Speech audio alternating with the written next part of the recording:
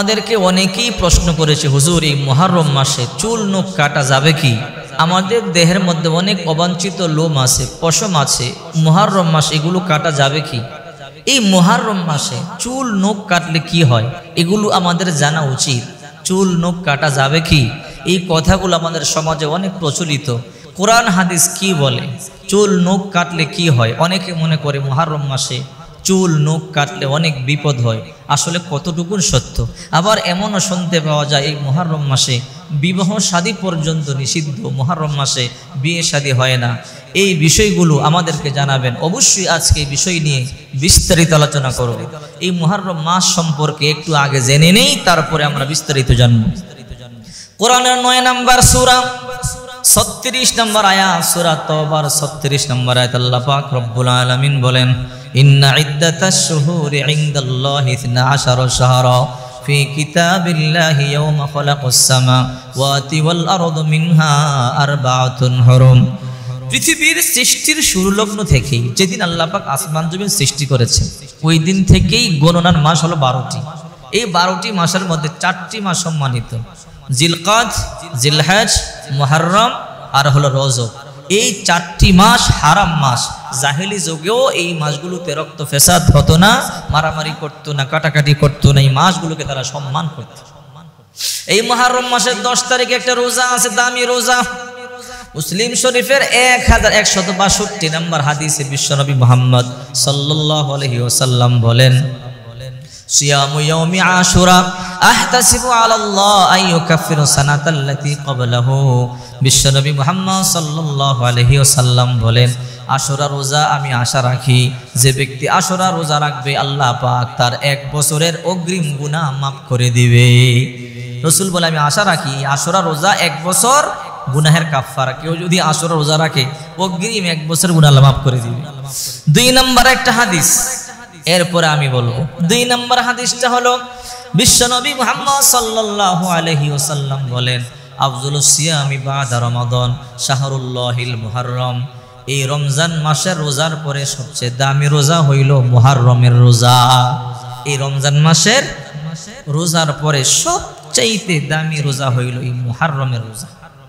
রমজানের রোজা ফরজ হওয়ার আগে এই মুহররমের রোজাই ফরজ ছিল। রাসূল হিজরত করে যেদিন মক্কা থেকে মদিনায় আসলেন, দেখলেন ইহুদিরা এই মুহররমের রোজা রাখে। রাসূল বলল, তোমরা কেন রোজা রাখো? বলে, এই দিনই আল্লাহ পাক রব্বুল আলামিন আমাদের নবী মুসা আলাইহিস সালামকে ফেরাউনের অত্যাচার থেকে হেফাজত করেছিল, মুক্তি দিয়েছিল। আর আল্লাহ পাক ফেরাউনকে এই দিন নীল দরিয়ার মধ্যে চুবাইয়া মারছে। এই জন্য শুকর আদায়ার্থে আমরা রোজা রাখি। রাসূল বলল, মুসা আমার ভাই, মুসাও নবী আমিও নবী, তোমাদের থেকে মুসার প্রতি আমার হক বেশি, আমরাও এই রোজা রাখবো। আল্লাহর হাবিব বললেন, সাহাবীরা তোমরাও আশুরা রোজা রাখবে।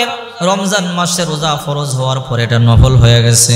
রাসূল করিম সাল্লাল্লাহু আলাইহি ওয়াসাল্লাম বললেন, সাহাবীরা তোমরা আশুরা রোজাটা রাখবা, আর ইহুদিদের খেলাফ করবা, বিরোধিতা করবা। ইহুদিরা একটা রাখে, তোমরা 2টা রাখবা। হয়তো আশুরার আগের দিন একটা রাখবা, পরের দিন একটা রাখবা। আশুরার দিন যদি রাখেন, এর আগের দিন একটা রাখবেন, অথবা পরের দিন একটা রাখবেন, 2টা রাখবেন। আসুন এবার আসল কথায় যাই। এই মুহররম মাসে চুল নখ কাটা যাবে কি? দেহের অবাঞ্ছিত পশম কাটা যাবে কি? কাটলে কি হবে? এগুলো আমাদের সমাজে প্রচলিত একটা কথা। দেখেন হাদিস শরীফের মধ্যে আসছে, দেহের অবাঞ্ছিত লোম অন্তত 40 দিন অন্তর অন্তর আপনাকে কাটতে হবে, 40 দিনের ভেতরে। এটা কাটা সুন্নাত। প্রতি সপ্তাহে কাটলে আরো ভালো, না পারলে 15 দিনে প্রতি জুমার দিন চুল নখ পরিষ্কার করা, দেহের অবাঞ্ছিত লোম পরিষ্কার করা সুন্নাত। সম্ভব না হলে 15 দিন পরে করবেন, সম্ভব না হলে 21 দিন পরে করবেন। এরকম করে করে যদি আপনি না পারেন 40 দিনের ভিতর করবেনই। এটা হলো রাসূল করিম সাল্লাল্লাহু আলাইহি ওয়াসাল্লামের সুন্নাত। তো এই মুহররম মাসের প্রথম সপ্তাহে অনেকের 40 দিনের ওভার হয়ে যাবে, কি করবে? সুন্নত আদায়ের জন্য সে করতে পারবে। মুহররম মাসে চুল কাটা যাবে না, নখ কাটা যাবে না, এগুলো কোনো কোরআন হাদিসে নাই। এটি কোনো কোরআন হাদিসে নাই।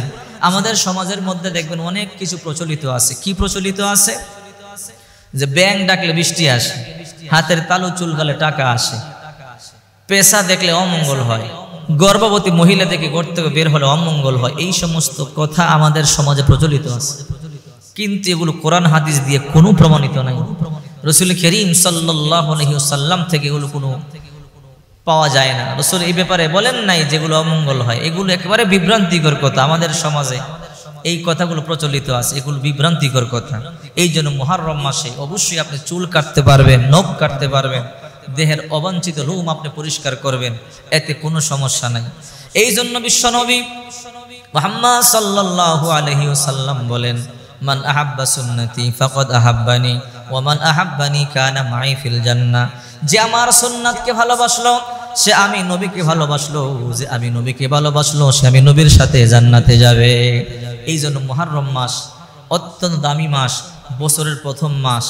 এই মাসে আল্লাহ তাআলা অসংখ্য নবী রাসূলদের দোয়া কবুল করেছেন। এই মাসে আল্লাহ দুনিয়া সৃষ্টি করেছেন।